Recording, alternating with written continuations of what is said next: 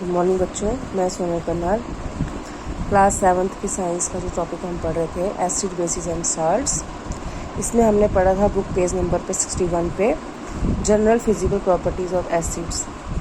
Acids हमने पढ़े थे वो सब्सटेंस जिनका जो टेस्ट होता है वो खट्टा होता है, सोर टेस्ट होता है, जैसे नींबू हो गया, इमली हो गई, विनेगर हो गया। तो ये उनको बोलते हैं एसिड, जिससे हमें एसिड खट्टापन आता है। कई बार होता है चीज़ें हम खाते हैं उससे हमें जलन पड़ती है स्टोमक में, तो वो होता है एसिड होना, मतलब गैस हो जाती है हमें। तो उन जो एसिड वो खाने से जिससे हमें जलन पड़ती है उसे कहते हैं एसिड। और बेसिस हमने पढ़ा था, बेसिस वो सब्सटेंसेस होते हैं जो कि स्लिपरी होते हैं, जो फिसलने वाले होते हैं, जैसे साबुन हो गया, वॉशिंग पाउडर हो गया। तो ये आ गया हमारे बेसिस। तो हमने इनके पढ़ी थी जनरल फिजिकल प्रॉपर्टीज़ पढ़ी थी हमने, general physical properties of acids की। ये एसिड्स कैसे पता चलेगा कि ये चीज़ें एसिड है, और जनरल फिजिकल प्रॉपर्टीज़ हम बेसिस हमने पढ़ी थी। फिर हमने स्टार्ट किया था न्यूट्रलाइजेशन, कि न्यूट्रलाइजेशन क्या होता है। न्यूट्रलाइजेशन होता है the process due to which an acid completely reacts with a base with the evolution of heat to form salt and water as the only product is called neutralization. Neutralisation क्या होता है?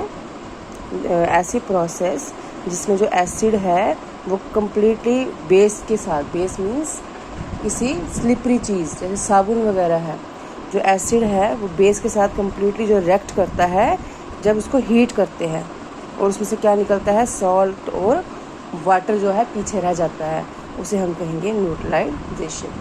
Neutralisation मतलब जब acid है, जो acid है वो basis के साथ मिलकर रिएक्ट करता है।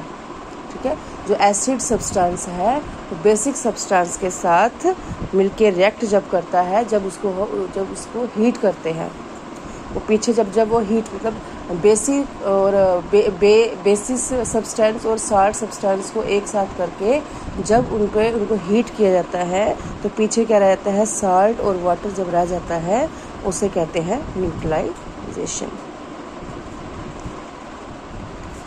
तो जब न्यूट्रलाइजेशन है वो हमारी डेली लाइफ में, हमारी डेली रोज़मर्रा की ज़िंदगी में होती है। फर्स्ट हमने पढ़ा था इंडाइजेशन। ठीक है, देखिए हमने जब एसिड हमारे अंदर गया, ठीक है, हमारे अंदर गया एसिड, क्या मीन्स खट्टी चीज़ हमने कोई खाई, जैसे अचार खाया, नींबू खाया, कोई मसाले वाली चीज़ खा ली जिसमें खट्टापन होता है, वो हमने जब खाया, जब हमारे अंदर क्या रिएक्शन हुई? रिएक्शन हमारे अंदर ये हुई कि हमें हीट महसूस होने लगी। ठीक है, हमें क्या महसूस होने लगी? हीट महसूस होने लगी। और जब हमें वॉमिटिंग वगैरह, खट्टा पानी हमारे अंदर आना शुरू हो जाता है तो उसे कहेंगे न्यूट्रलाइजेशन। जो न्यूट्रलाइजेशन हमारी डेली लाइफ में कैसे होता है? एक होता है इंडाइजेशन, मीन्स जो हमारा खाना पचता नहीं है, हमें जलन महसूस होती है हमारे स्टोमक में। फिर हमने पढ़ा था कि जब हमारा स्टोमक है, जब हम खाना खाते हैं ऐसे ही, तो हमारे जो गैस्ट्रिक जो है juice, the gastric juice helps in the, हमारे स्टोमक में क्या होता है? गैस्ट्रिक जूस होता है जिसमें से हाइड्रोक्लोरिक एसिड निकलता है, और जो गैस्ट्रिक जूस जो होता है वो हमारा खाना पचाने में हमारी हेल्प करता है।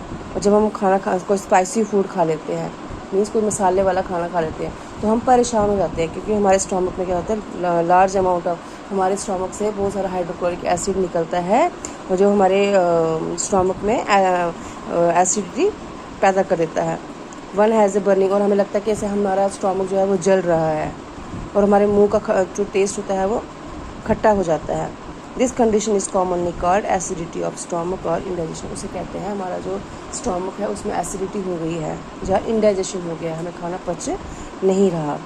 If not controlled it can, अगर इसको एसिडिटी को कंट्रोल नहीं किया जाता है तो हमारा जो स्टोमक है ये हमारे स्टोमक को बिल्कुल ख़त्म कर देता है, और स्टोमक अल्सर हो जाता है। तो डॉक्टर क्या बोलते हैं उस टाइम पीने के लिए? एंटासिड टेबलेट्स देते हैं या सिरप देते हैं। It contain milk of magnesia, तो उसमें क्या होता है? Milk of magnesia. वैसे भी अगर स्टोमक में अगर पेन महसूस हो रही हो तो ठंडा अगर दूध भी पी लोगे उससे भी स्टोमक जो है वो ठीक हो जाता है। आगे आता है सॉइल ट्रीटमेंट। एक तो न्यूट्रलाइजेशन हमारा हो गया, मतलब एसिड और बेसिस जो जब रिएक्ट करते हैं। ठीक है, जैसे हमने पढ़ा कि एसिड हमने पिया, हमारे यहाँ एसिड हमने पिया मीन्स हमें खट्टी चीज़ें जब हमने खाई तो हमें हीट महसूस होने लगी, तो वो हो गया न्यूट्रलाइजेशन। तो अब सॉइल ट्रीटमेंट में कैसे होता है ये? Plants grow well only in the neutral soil. Plants वहीं अच्छे पैदा होंगे जहाँ पे मिट्टी जो होती है वो अच्छी होती है। However, sometimes a neutral soil gets acidic due to the excessive use of artificial fertilizer. कभी कभार हम क्या करते हैं, ज़मीन को अच्छा बनाने के लिए हम उसमें बहुत सारी खाद डालते हैं, तो कुछ खाद जो होती है वो ख़तरनाक होती है, तो वो क्या करती है हमारी ज़मीन की फर्टिलाइजेशन को ख़त्म कर देती है, तो वो आर्टिफिशियल फर्टिलाइज़र हो गए। मीन्स खाद यूज़ करते हैं हम लोग, लेकिन घर का बनाया हुआ हम डालते हैं ना, कीड़ों वगैरह को मारने के लिए हम दवाइयाँ वगैरह छिड़क देते हैं, उससे क्या होता है मिट्टी हमारी ख़राब हो जाती है। The soil also gets acidic. तो जैसे हम मसाले वाला खाना खाया तो हमें एसिड हो जाती है, हमें स्टमक में पेन करता है। उसी तरह से अगर मिट्टी में हम लोग गलत खाद डालेंगे तो मिट्टी को भी एसिड हो जाता है। If the soil gets acidic, if the roots of harvested crops are allowed to decay in. क्या होता है जब हम गलत खाद डालेंगे, उसमें मतलब एसिड वगैरह डालेंगे, तो उससे क्या होता है जो रूट्स होती है प्लांट्स की वो ख़त्म होना शुरू हो जाती हैं।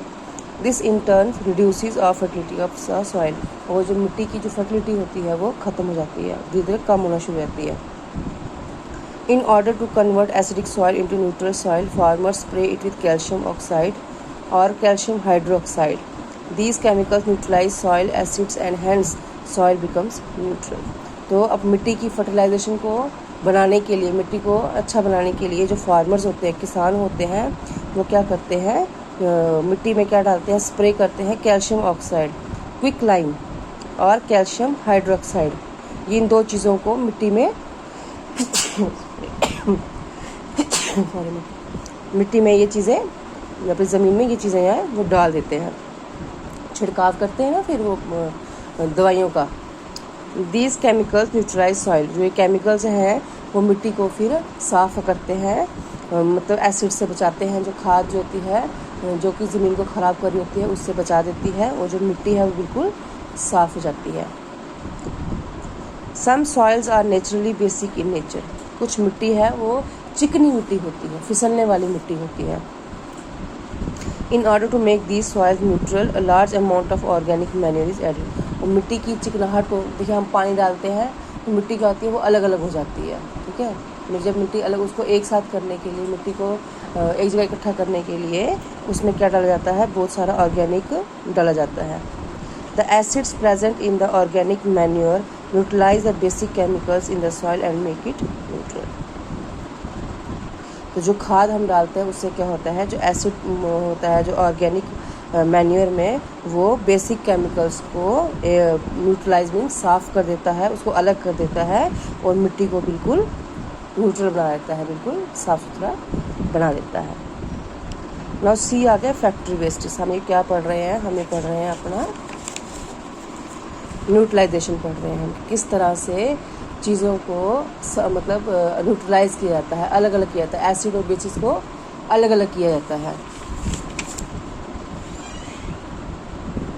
नेक्स्ट आ गया हमारा फैक्ट्री वेस्टेज। तो आज हम यहाँ तक ही पढ़ेंगे, कल मैं आपको इसका कंटिन्यू करूँगी। आज हमने पढ़ा किस तरह से मिट्टी को सॉइल का ट्रीटमेंट किया जाता है, मिट्टी जो ख़राब होती है उसको ठीक किया जाता है।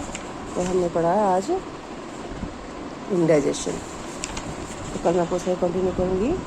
Thank you.